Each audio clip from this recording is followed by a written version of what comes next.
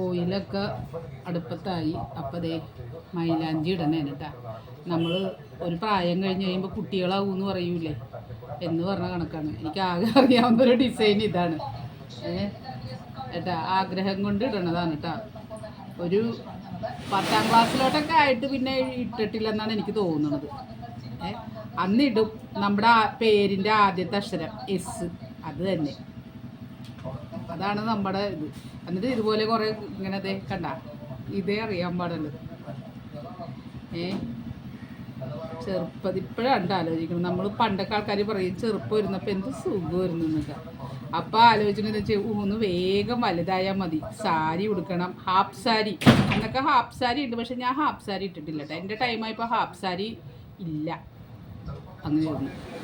അപ്പം അതേ ഇപ്പം അതേ ഇങ്ങനെ ഇരുന്ന് ഇടണീണ്.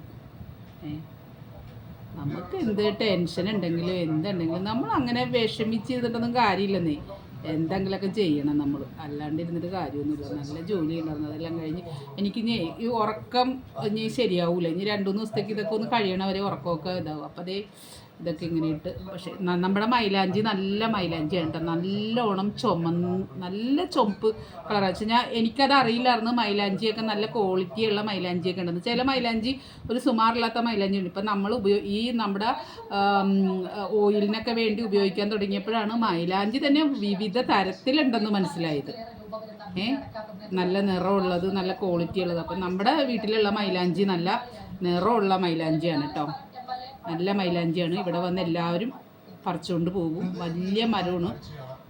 അയൽവക്കക്കാർക്കും ബുദ്ധിമുട്ടായിട്ട് നിൽക്കണേണ്. ഇന്നിപ്പോൾ കുറച്ചൊക്കെ വെട്ടി.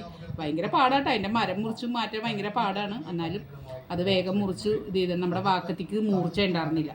അപ്പോൾ അത് ഇനി ഒന്ന് ഇതാക്കിയിട്ട് അതൊന്ന് മുറിച്ച് കൊടുക്കണം. അവർക്കും ബുദ്ധിമുട്ടാണ്. ഇതിൻ്റെ ഇല ചെറുതല്ലേ, അപ്പോൾ അതൊക്കെ വീഴുമ്പോൾ ബുദ്ധിമുട്ടാണ്.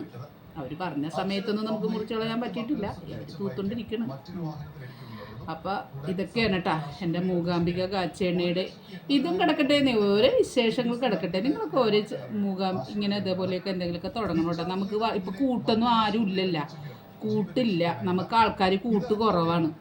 അപ്പം ഇതുപോലെയൊക്കെ നമുക്ക് സംസാരിക്കാമല്ലോ, അതാണ് കേട്ടാ.